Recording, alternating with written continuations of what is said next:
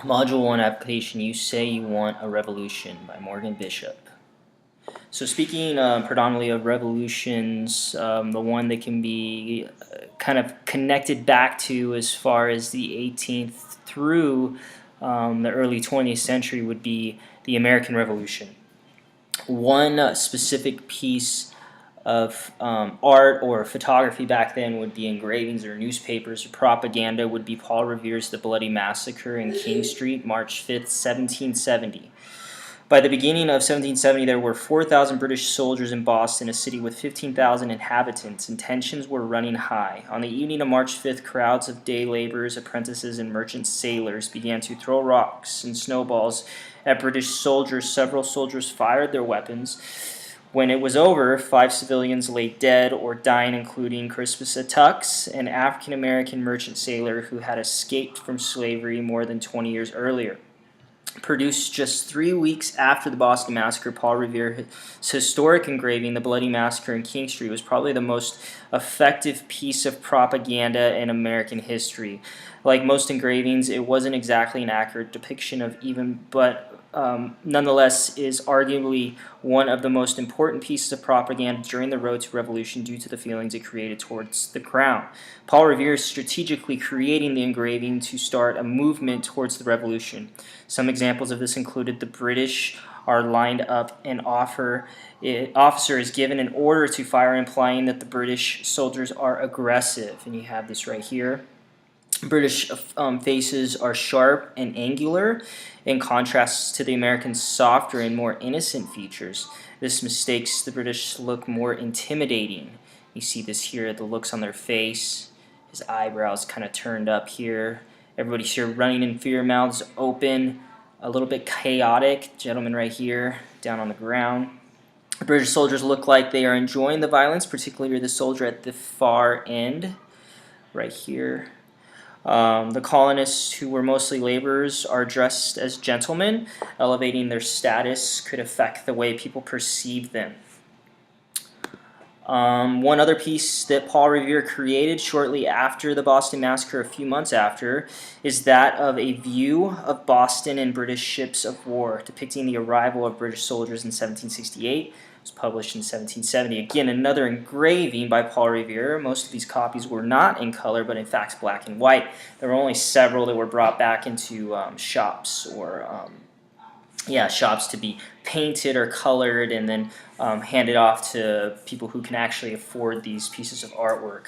Originally framed worn edge scallop frame and old glass with frame cut down for the print, propaganda print showing disembarkation of British troops, further depicting the invasion of more British troops to enforce the different acts passed by the Crown, such as the monumental Intolerable Acts.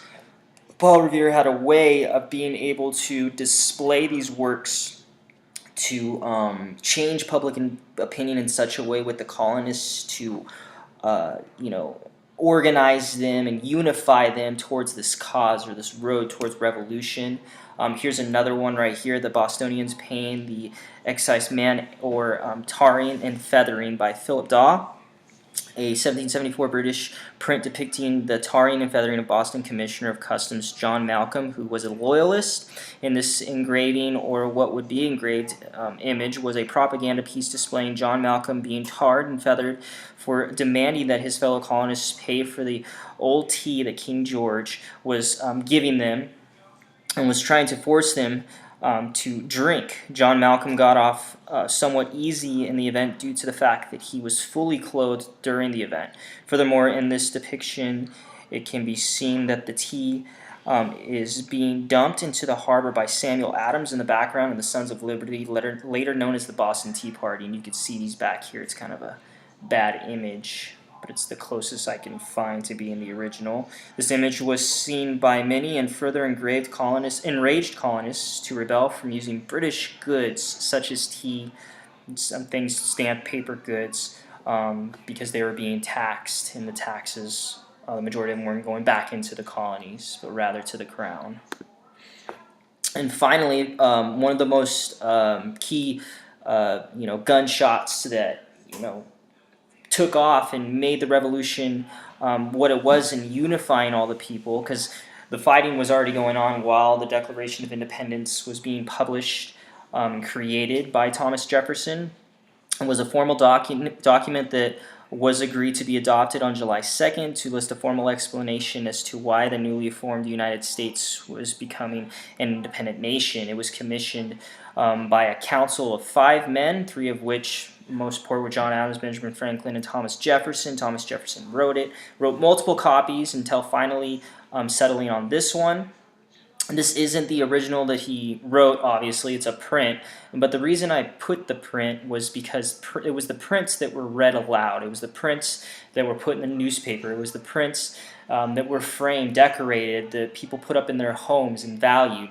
The original is definitely important, but it wasn't the one that kind of unified and helped create this revolution.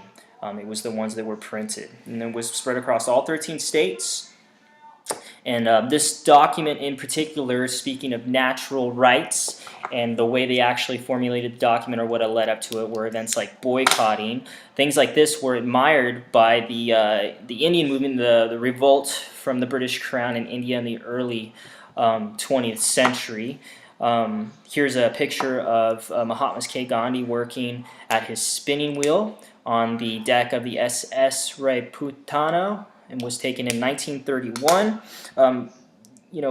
Photos like this were very, very popular in contributing towards the Indian Revolution, for the simple fact that here you have a man educated, went to law school, was predominantly supposed to be a lawyer in England or South Africa, but of course was treated unfairly because of the color of his skin.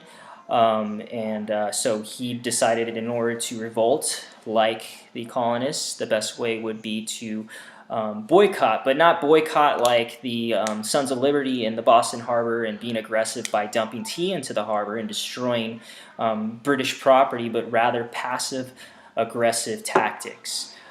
Such as making his own clothes and not buying British ones, or marching to the sea and getting his own salt in India instead of buying British salt. Being that India was one of the most densely populated areas that was occupied by the British Empire at the time, they relied heavily on Indians to pay British goods and for that money to be profited towards the British Crown. But since the Indians decided not to do that and unifying both Hindu and Muslim, this contributed towards the British Crown, the British moving out of India, and of course World War II taking a lot of their resources as well. And later you would see Dr. King, Martin Luther King, taking on similar tactics to that of Mahatma K. Gandhi and being effective with it, as well as Nelson Mandela in the apartheid movement in South Africa. Here are my references. This one specifically I used with the Bloody Massacre, and this one, of course, I used with the Mahatma K. Gandhi photograph.